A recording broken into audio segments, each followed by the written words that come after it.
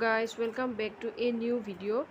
আৰু মই এতিয়া বনাবলৈ লৈছোঁ মাংস আৰু মাংস সকলোৱে বনাব জানে কিন্তু মই কম বস্তুৰে কম মছলাৰে এটা এবিধ ৰেচিপি শ্বেয়াৰ কৰিম বুলি ভাবিছোঁ আপোনালোকৰ ওচৰত। আৰু যদি ভিডিঅ'টো ভাল পায় লাইক কৰিব। আৰু এতিয়া মই বস্তুখিনিৰ কথা কৈছোঁ। আলু লৈছোঁ দুটা, বিলাহী লৈছিলোঁ দুটা, আৰু নহৰু কেইফুটামান, জলকীয়া তিনিটা, পিঁয়াজ তিনিটা আৰু আদা অকণমান।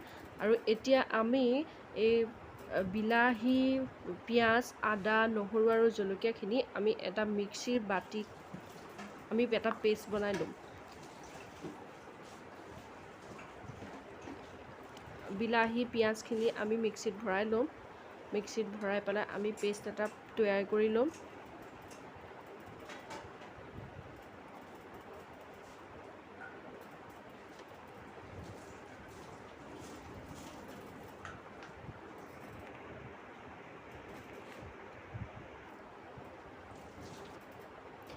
আৰু ইয়াত আমি কেইটিমান জিৰা গুটি কেইটিমান দি দিম আমি।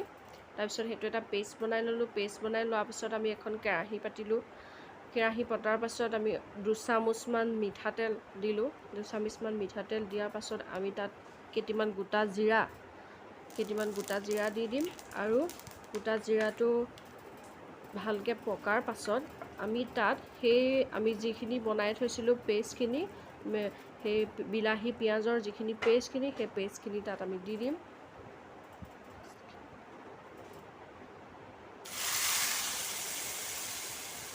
পেষ্টখিনি আমি মিক্সিত কৰোঁতে অকণমান সামান্য পৰিমাণৰ মই পানী এড কৰি লৈছিলোঁ। সেই পানীখিনি শুকোৱালৈকে আৰু মছলাখিনি সম্পূৰ্ণৰূপে ভাজালৈকে আমি তেতিয়ালৈকে লৰাই থাকিম। গেছটো অকণমান ল' ফ্লেম কৰি লৈছোঁ। তাৰপৰা এতিয়া অকণমান মিডিল কৰি লৈছোঁ।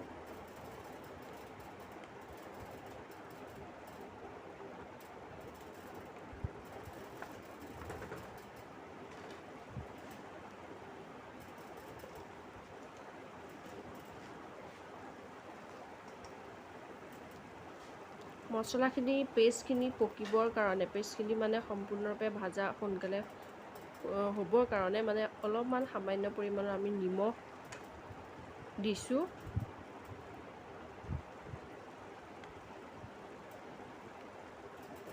আৰু ভালদৰে লৰাই দিম আমি।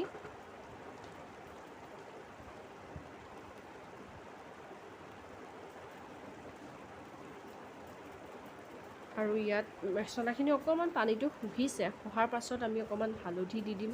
হালধিটো একেবাৰে দি দিছোঁ মাংসৰ হিচাপেও, জোলৰ হিচাপেও একেবাৰে দি দিয়া হৈছে হালধি গুড়ি। তাৰপিছত আমি আকৌ ভালকৈ লৰাই দিম।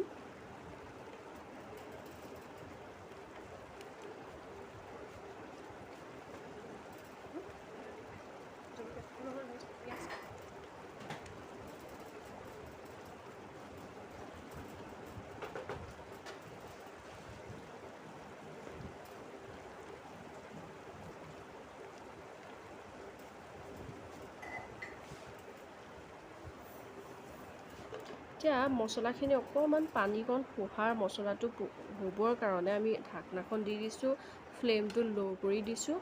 তাৰপিছত এতিয়া ফ্লেমটো ল' কৰি দিয়াৰ পাছত আমি অলপ সিজিবৰ কাৰণে মছলাখিনি আমি ঢাকি ৰাখিছোঁ। আৰু এতিয়া গুচাই দিম।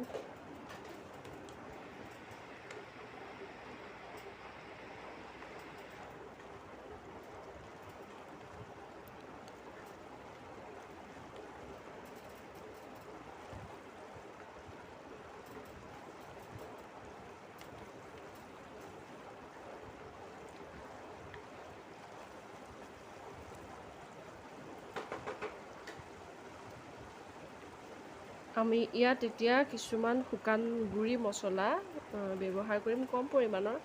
1 চামুচ মিট মছলা, 1 চামুচ ধনিয়া পাউডাৰ, 1 চামুচ চিকেন মছলা, আৰু ইয়াত 1 চামুচ লং, ইলাচি, ডালচেনি গুড়ি আৰু একো ব্যৱহাৰ নকৰোঁ। এইখিনি সম্পূৰ্ণৰূপে ধুনীয়াকৈ লৰাই দিম। আৰু লৰাই দিয়াৰ পাছত এইখিনি অলপ সিজিবলৈ দিম। সিজিবলৈ মানে যেতিয়ালৈকে মছলাখিনিৰ পৰা তেলটো ছেপাৰেট হৈ ওলাই নাহে তেতিয়ালৈকে অলপ লৰাম।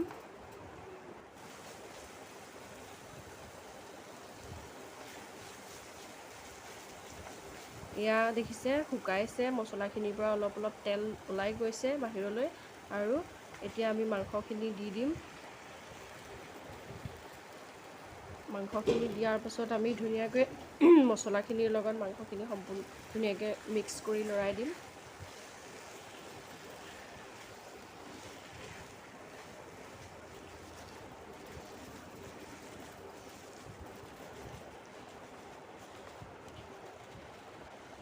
আৰু ইয়াত কেইটুকুৰামান আলু, দুটা আলু কাটি থৈছিলোঁ সৰু সৰু টুকুৰাকৈ, সেই আলু দুটা আমি তাত দি দিম আৰু এইখিনিও ভালকৈ লৰাই দিম।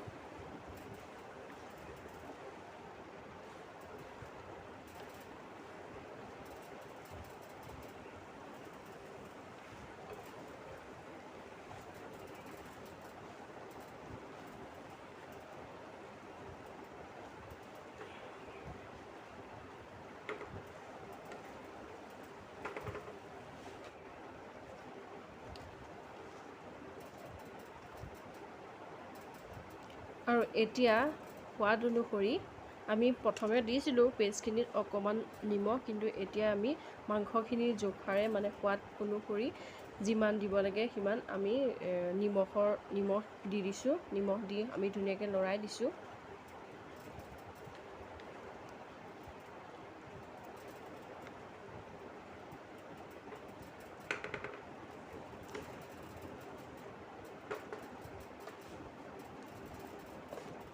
এতিয়া আমি সিজিবৰ কাৰণে ৰাখি দিম ল' ফ্লেমত। ল' ফ্লেম নহয়, মিডল ফ্লেমত।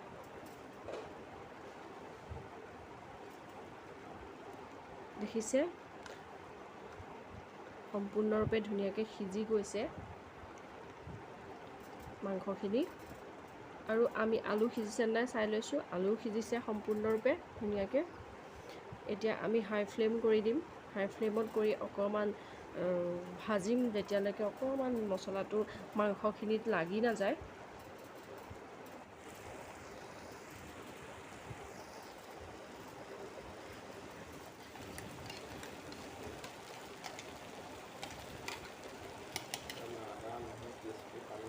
এতিয়া আমি তাত অকণমান পানী দিম। অকণমান পানী দি দিম গ্ৰেভি কৰিবৰ কাৰণে অকণমান।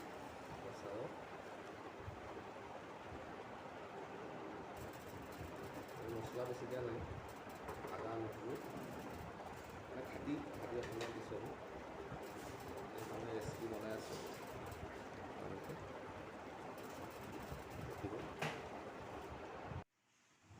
এয়া দেখিছে এখন ধুনীয়া চিম্পল মাংসৰ তৰকাৰী ৰেডি হৈ গৈছে।